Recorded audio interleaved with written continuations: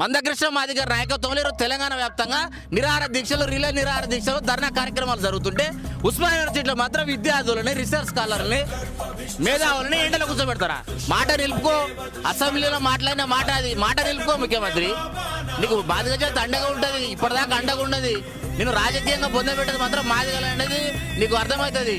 కేసీఆర్కి తెలిసి ఏమైందో, 10 సంవత్సరాలు పరిపాలించాడు కదా. కానీ ఒకటి చెప్తున్నా, కేసీఆర్ కూడా ఎండలు నిలబెట్టలే.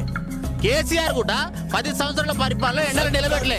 ఈరోజు ఓయిలో పోలీసు రాజ్యం నడుస్తుంది.